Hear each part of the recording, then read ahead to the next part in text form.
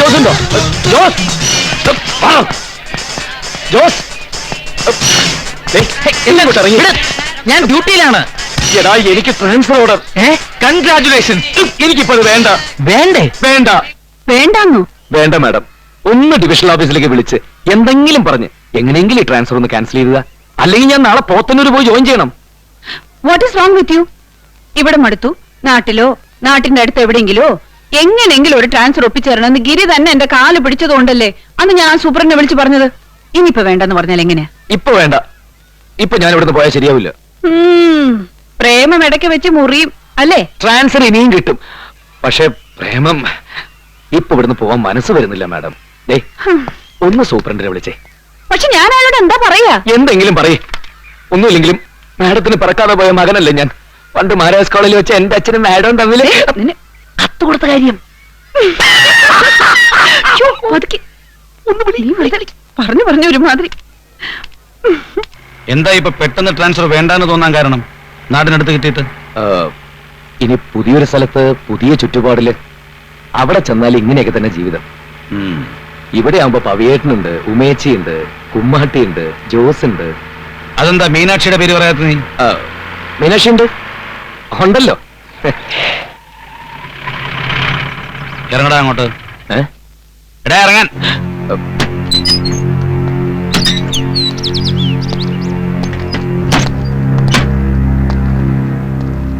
നിന്റെ മുഖത്തെന്താ ഒരു ചളിപ്പ്? മുഖത്ത് നോക്കടാ. എവിടം വരെ? എന്ത് പ്രേമം? ജോസ് പോലും പറഞ്ഞോ? എടാ നിന്റെ മനസ്സിൽ അങ്ങനെ വല്ലതും ഉണ്ടെങ്കിൽ ആദ്യം എന്നോടല്ലടാ പറയേണ്ടത്, അല്ലേന്ന്? അവളെനിക്ക് കെട്ടിച്ചേരും പോയിട്ടാ. ഇങ്ങനെയൊന്നും തോന്നിയിട്ടില്ല അതിനു മുമ്പ്. ഇപ്പൊ വല്ലാതെ ഡീപ്പായി പോയി. അവള് സമ്മതിച്ചു? ഇല്ല, ഞാനൊന്നും സംസാരിച്ചിട്ടില്ല ഇതുവരെ. എടാ ഇനിയിപ്പൊ ചോദിക്കുമ്പോൾ നോന്ന് പറഞ്ഞാലോ? അങ്ങനെ പറയൂ. പവിയേട്ടനും ഉമേച്ച് സംസാരിച്ചാ മതി. അപ്പോഴും പ്രശ്നം തീരുന്നില്ലല്ലോ.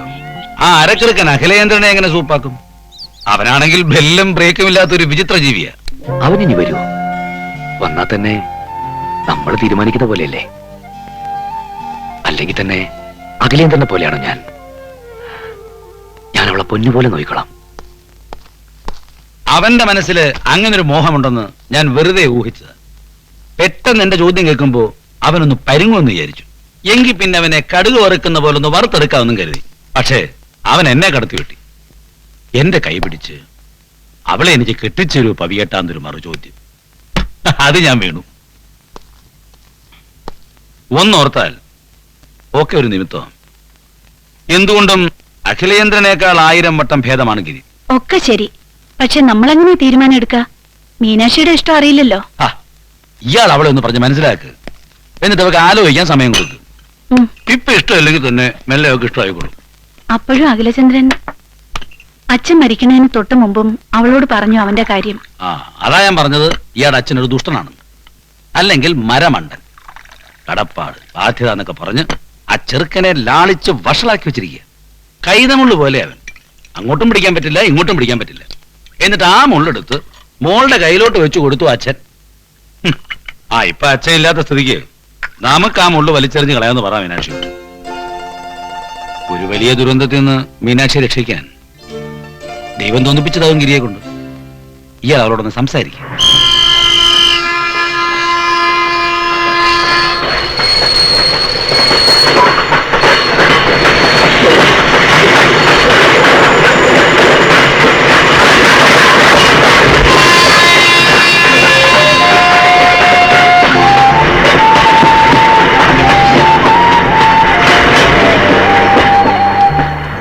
വൈകിയോ? ഇനി 12:30 ഉള്ളൂ ട്രെയിൻ. പോണില്ല. ഗിരിക്കനോട് പ്രേമമാണോ ശരിക്കും? പവിയേട്ടൻ എന്തെങ്കിലും പറഞ്ഞോ? പവിയേട്ടനോട് പറയുന്നതിന് പകരം നേരിട്ട് എന്നോട് പറയായിരുന്നു. കാത്തിരുന്ന് ട്രാൻസ്ഫർ കിട്ടിയപ്പോ വേണ്ടാന്ന് വെച്ചു. എനിക്ക് വേണ്ടി അല്ലേ? എന്തിന്? എന്റെ ഭാഗത്തുനിന്ന് എന്തെങ്കിലും സൂചന ഉണ്ടായിട്ടുണ്ടോ എപ്പോഴെങ്കിലും? പിന്നെ എന്തിനാ അങ്ങനെയൊക്കെ തോന്നിയത്? ഛേ, അറ്റ്ലീസ്റ്റ് പവിയേട്ടനും ഉമേച്ചിയും അങ്ങനെയൊന്നും കരുതേണ്ടിയിരുന്നില്ല. ഗിരി സാറേ, സാർ ഒരു ക്യാബിൻ മാൻ മരിച്ചാൽ റെയിൽവേ സ്റ്റേഷൻ അവധി കൊടുക്കുമോ? എങ്കിലും എല്ലാവർക്കും അവധി കൊടുക്കും സാർ. ഇന്ന് ഉറപ്പായിട്ട് ഞാൻ ഏതെങ്കിലും ട്രെയിൻ മുമ്പ് ചാടും. എനിക്ക് മടുത്തു സാർ. ഉമേച്ചിയുടെ അനിയത്തിയല്ലേ?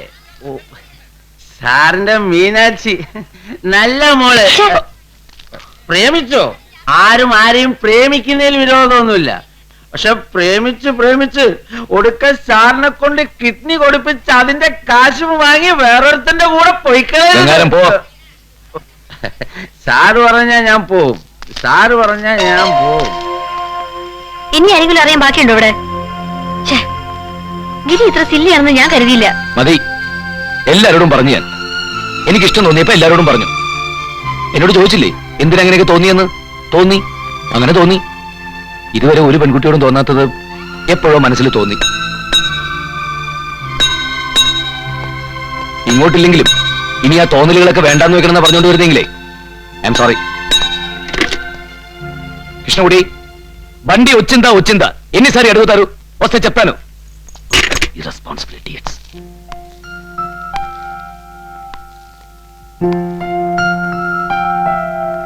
ഉമേച്ചി പറഞ്ഞു എന്നോട് ആലോചിക്കാൻ, ആലോചിച്ചൊരു തീരുമാനം എടുക്കാൻ. എന്താ തീരുമാനിക്കേണ്ടതെന്ന് എനിക്കറിയില്ല. എനിക്കിഷ്ടമാണ് ഗിരിയെ കാണുന്നത് ഇഷ്ടമാണ്, ഗിരിയോട് സംസാരിക്കുന്നത് ഇഷ്ടമാണ്, ഗിരിയുടെ പാട്ട് ഇഷ്ടമാണ്. പക്ഷെ അതൊന്നും ഗിരി ആഗ്രഹിക്കുന്ന രീതിയിലല്ല. നമുക്കിതും ഒരു തമാശയാക്കല്ലേ, ഗിരിയുടെ തോന്നലും ഞാൻ ഈ ചൂടായതും ഒക്കെ. ഇല്ലെങ്കിൽ എനിക്കിനി ഗിരിയെ ഫേസ് ചെയ്യാൻ ബുദ്ധിമുട്ടാവും. ഗിരിക്ക് എന്നെയും വേണ്ട.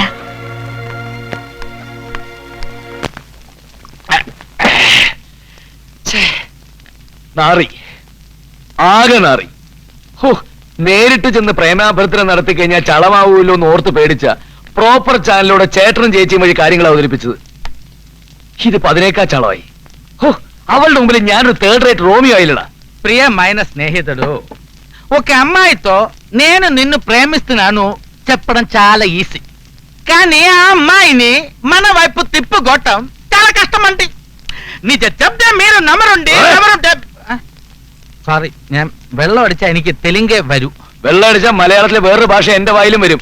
അതിലും കുറെ ഇന്ത്യയൊക്കെ വരും. നിനക്ക് കേൾക്കണോ? അയ്യേ വേണ്ട, ഞാൻ ഉദ്ദേശിച്ചത് ഈ ലൈൻ ക്ലിയർ ആയിട്ട് സിഗ്നൽ വീണ് കിടക്കുന്ന ട്രാക്കിലെ വണ്ടി കൊണ്ടുവന്ന് നിർത്താവും. ഇതിപ്പോ 110 കമ്പാർട്ട്മെന്റ് ഉള്ള ഗുഡ്സ് ട്രെയിൻ ക്രോസിംഗിന് കിടക്കല്ലേ. മനസ്സിലായില്ല അല്ലേ? മനസ്സിലാവണമെങ്കിൽ അല്പ ബുദ്ധി വേണം. അത് പണ്ടേ ഇല്ലല്ലോ. മീര് സ്റ്റുഡന്റ്. എടാ, സംഗതി അഖിലേന്ദ്രൻ പിണങ്ങിപ്പോയെങ്കിലും അവളുടെ മനസ്സിൽ നിന്ന് അവൻ പോയിട്ടില്ല. ആദ്യം അവനെ മനസ്സിൽ നിന്ന് പറിച്ചെറിഞ്ഞ് നന്നായി സോപ്പിട്ട് കഴുകി ഉണക്കിയിട്ട് വേണം നിന്നെ അവിടെ പിടിച്ചിരുത്താൻ. അതിന് കുറച്ച് സമയം എടുക്കും. എടുത്തോട്ടെ, സമയം എത്ര വേണമെങ്കിലും എടുത്തോട്ടെ, ഞാൻ കാത്തിരിക്കാന്ന്. അല്ല, ഇത്രയും കഷ്ടപ്പെട്ട് ബുദ്ധിമുട്ടി അവളെ തന്നെ വേണോ? ഇവിടെ എത്രയോ നല്ല തെലുങ്കത്തി പെണ്ണുങ്ങളുണ്ട്, നല്ല മണിയായിട്ട് തെലുങ്ക് സംസാരിക്കുന്നവര്. വേറെ ഒരു പെണ്ണിനെ വേണ്ട എനിക്ക് അവളെ തന്നെ വേണം. അത് ഞാൻ തീരുമാനിച്ചു കഴിഞ്ഞു. നീ വാ അവിടെ. എക്കടെ തീസ്കൊണ്ടേ ഇന്ന് നിന്നെ ഞാൻ കൊല്ലണ്ടി. അവിടെ റാം റാം ഗോപാൽജി.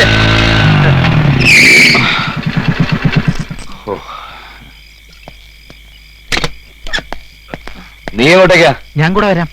ഇത് ഓഫീസേഴ്സ് ക്ലബ്ബാ, മാന്യന്മാർക്ക് മാത്രമുള്ളതാ. എന്നാ ഞാൻ ഇവിടെ വന്നോളാം. ലേശഞ്ഞു കൊണ്ടുവാ. തടുപ്പത്ത് അടിച്ച പെരുപ്പ് മുഴുവൻ പോയി. ഓഫീസേഴ്സ് ക്ലബ്ബാ, മാറ്റി വെച്ചോ. പവിത്രൻ സാബ് കോ ദേഖ്നെ.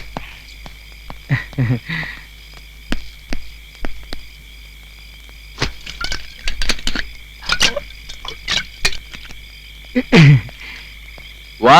എന്താ എന്താ ഇത്? കാര്യമുണ്ട്, വാ. കാര്യം എന്താണെന്ന് പറ.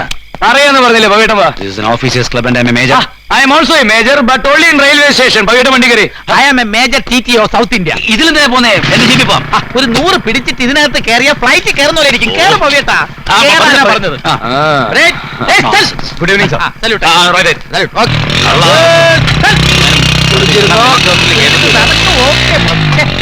കളിക്കലേ കിട്ടിയും എത്തിയ ടയറാ. ധൈര്യമായിരിക്കും. എന്ത് ഭ്രാന്തയാ കാണിക്കുന്നത്? കാര്യമുണ്ട് ചേട്ടാ. വാ. ഇരിക്ക. ചേടാ കൊടുക്ക്. റെഡി. ഞാൻ നേരത്തെ മിക്സ് ചെയ്തതാ. ഞാൻ ക്ലബിൽ നിന്ന് കഴിച്ചാണെന്നോ? അത് സ്കോച്ച്, ഇത് നാടൻ കൃഷ്ണകുടി. പിടി. ആ ദേ, എന്നെ പറഞ്ഞു പറ്റിച്ചിട്ട് ആ ക്ലബിൽ പോയിരുന്ന ചീട്ട് കളിക്കാൻ നിങ്ങൾക്ക് എങ്ങനെ മനസ്സ് വന്നു? നിങ്ങൾ എന്റെ ആത്മാർത്ഥ സുഹൃത്തല്ലേ?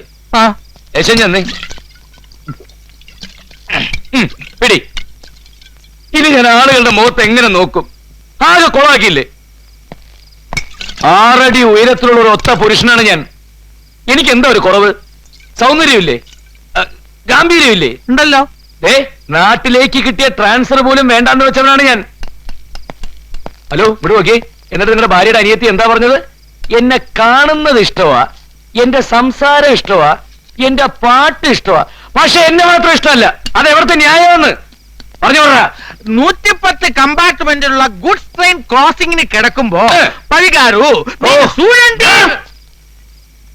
പാവിയേട്ടാ, നിങ്ങൾ തന്നെയല്ലേ പറഞ്ഞത് അവന് വട്ടാണെന്ന്? അങ്ങനെ ഒരു വട്ടന് വേണ്ടി മീനാക്ഷി അവളുടെ ജീവിതം നശിപ്പിക്കണോ? നിങ്ങൾ അവളുടെ ഒരേ ഒരു ചേച്ചിയുടെ ഒരേ ഒരു ഭർത്താവല്ലേ? നിങ്ങൾക്കൊരു ഉത്തരവാദിത്വം ഇല്ലേ? ഒരു പാവം പെണ്ണിന്റെ ജീവിതകാലം മുഴുവൻ കണ്ണീര് കുടിപ്പിക്കാൻ ഞാൻ സമ്മതിക്കില്ല. ഞാൻ അവളുടെ ആരും അല്ലെങ്കിലും. പവിയേട്ടാ, നിക്ക് മുഴുവൻ ഒറ്റയടിക്കങ്ങ് പറഞ്ഞാൽ ദഹിക്കുകയല്ല. ദൂരദർശന്റെ ന്യൂസ് പോലെ ഇനി ഒരിടവേളയ്ക്ക് ശേഷം. എന്റെ കയ്യിൽ ലൈസൻസ് ഉള്ളൊരു തോക്കുണ്ട്. അന്ന് നക്സലൈറ്റുകാരുടെ അറ്റാക്ക് ഉണ്ടായപ്പോ സെൽഫ് പ്രൊട്ടക്ഷന് വേണ്ടി ഡിപ്പാർട്ട്മെന്റ് തന്നതാ. നമുക്ക് പോയി അവനെ തട്ടിക്കളഞ്ഞാലോ? അഡ്രസ് തരാം, നീ ഒറ്റയ്ക്ക് പോയി കൊന്നിട്ട് വാ. അല്ലെങ്കിൽ വേണ്ട, അവൻ വരട്ടെ, നമുക്ക് കാത്തിരിക്കാം.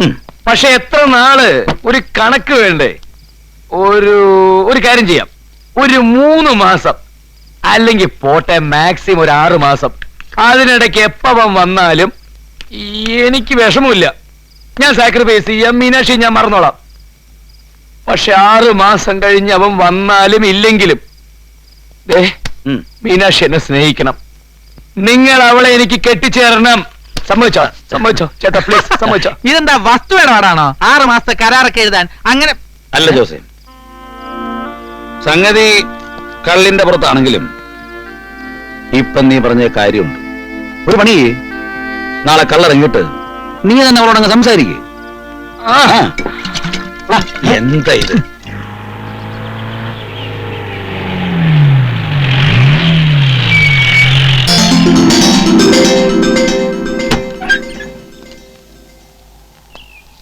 ഇറങ്ങ്.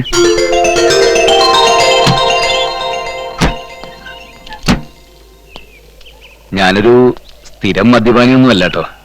എന്നാലും ഇന്നലെ രാത്രി കുറെ കഴിച്ചിട്ട് പവിയേട്ടനോട് എന്തൊക്കെയോ പറഞ്ഞു. കള്ളിറങ്ങുമ്പോ അതൊക്കെ മീനാക്ഷിയോട് പറയാൻ പറഞ്ഞു പവിയേട്ടൻ. അല്പം നടക്കല്ലേ? അറിയാതെ എന്റെ മനസ്സിലെങ്കിലും തോന്നലുണ്ടായിപ്പോയി. തെറ്റായിരിക്കാം. സമ്മതം ചോദിക്കാതെ തന്നെ ഒരുപാട് ഇഷ്ടപ്പെട്ടു പോയി. I am sorry, really sorry. ഒക്കെ ഞാൻ വേണ്ടാന്ന് വയ്ക്കാം. താൻ പറഞ്ഞ പോലെ ഒക്കെ നമുക്കൊരു തമാശയാക്കാം. പക്ഷെ അതിനു മുമ്പ് എന്റെ ഈ ചോദ്യത്തിന് മീനാക്ഷി ഉത്തരം പറയണം. ആർക്ക് വേണ്ടിയും കാത്തിരിക്കുന്നില്ല എന്ന് അന്ന് എന്നോട് പറഞ്ഞില്ലേ? സത്യത്തിൽ കാത്തിരിക്കുന്നുണ്ടോ മീനാക്ഷി? കാത്തിരിക്കുന്നു എന്ന് സ്വയം വിശ്വസിപ്പിക്കല്ലേ? അയാൾ വരണമെന്ന് ശരിക്കും മീനാക്ഷി ആഗ്രഹിക്കുന്നുണ്ടോ? എന്നെങ്കിലും ഒരിക്കൽ വരുന്നത് വരെ കാത്തിരിക്കാൻ അത്രയ്ക്ക് താൻ അയാളെ സ്നേഹിക്കുന്നുണ്ടോ? അച്ഛനോടുള്ള കടപ്പാട്, മരിക്കുന്നതിന് മുമ്പ് അച്ഛന് കൊടുത്ത വാക്ക്, അതിനുമപ്പുറം ആ സ്നേഹത്തിന് വല്ല അർത്ഥമുണ്ടോ? അറിയില്ല, ഒന്നും എനിക്കറിയില്ല. പിന്നെ കുട്ടിയായിരിക്കുമ്പോ പേടിയായിരുന്നു, ദേഷ്യായിരുന്നു എനിക്ക് അഖിലിന്. അപ്പോഴൊക്കെ അച്ഛൻ പറയും, അവന് അച്ഛനും അമ്മയും ആരുമില്ല, നീ വേണം അവന്റെ കാര്യങ്ങളൊക്കെ നോക്കാനെന്ന്. അപ്പൊ അയാളോട് പാവം തോന്നും. പിന്നെ അച്ഛൻ പറഞ്ഞ് എപ്പോഴോ ഞാൻ അയാളെ ഇഷ്ടപ്പെടാൻ തുടങ്ങി. അഖിലിന്റെ എല്ലാ എക്സെൻട്രിസിറ്റീസും പിന്നെ ഞാൻ സഹിക്കാൻ തുടങ്ങി. എങ്കിൽ പിന്നെ ഈ ഒരു പ്രാവശ്യം കൂടി തനിക്ക് അയാളോട് ക്ഷമിച്ചൂടെ? ഇല്ല, ഇറ്റ് വാസ് ടു മച്ച്. ഞാനല്ല, അയാളാണ് എല്ലാ കുഴപ്പം ഉണ്ടാക്കിയത്. ഈ ഒരു പ്രാവശ്യം ഞാൻ ക്ഷമിച്ച ഇനി എന്നും അയാളുടെ മുമ്പിൽ തോക്കേണ്ടി വരും എനിക്ക്. അതായത് തൊമ്മി അഴിയൂല, ചാണ്ടിയും മുറുകൂല. ഇനിയേ എന്റെ ചോദ്യത്തിന് തന്റെ ഉത്തരം ഞാൻ തന്നെ പറയട്ടെ. താൻ ആർക്ക് വേണ്ടിയും കാത്തിരിക്കുന്നില്ല. അയാള് വരണമെന്ന് ശരിക്കും താൻ ആഗ്രഹിക്കുന്നുമില്ല. എന്നെങ്കിലും അയാൾ വന്നാൽ തന്നെ അച്ഛന് കൊടുത്ത വാക്കിന്റെ പേരില് ഒരു കടം വീട്ടിൽ പോലെ താൻ അയാളെ സ്വീകരിച്ചേക്കും അല്ലേ?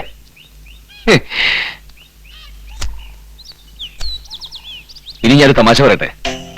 താൻ ഇവിടെ വന്നിട്ട് 6 മാസം കഴിഞ്ഞു. ഈ 6 മാസം അകല് വരികയുണ്ടായില്ല. ഒരു 6 മാസം കൂടി ഇങ്ങനെ പോട്ടെ എന്ന് വെച്ചാ 6 മാസം കൂടി താൻ അഖിലേന്ദ്രന് വേണ്ടി കാത്തിരിക്കുന്നു.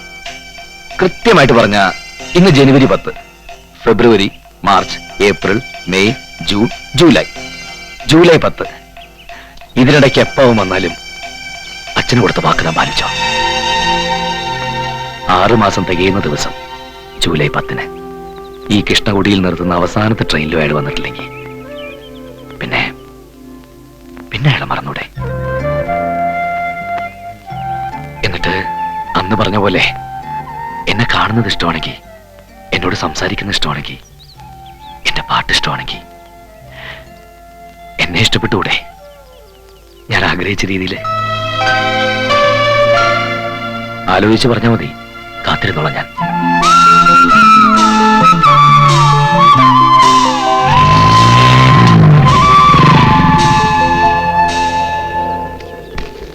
എന്തായി?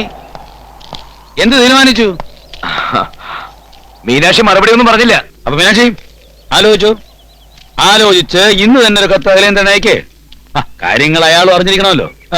ഇന്ന് തൊട്ട് അടുത്ത 6 മാസം വരെ ഞാൻ താങ്കൾക്ക് വേണ്ടി കാത്തിരിക്കും. 6 മാസം തികയേണ്ട ദിവസവും താങ്കളെ പറ്റി വിവരമൊന്നുമില്ലാത്ത പക്ഷം ചേട്ടനും ചേച്ചിയും അംഗീകരിച്ച ഒരു സ്ഥലം സുന്ദരൻ ചെറുപ്പക്കാരനെ ഞാൻ വരനായി സ്വീകരിക്കുന്നതാണ്. എന്താ ഗിരി?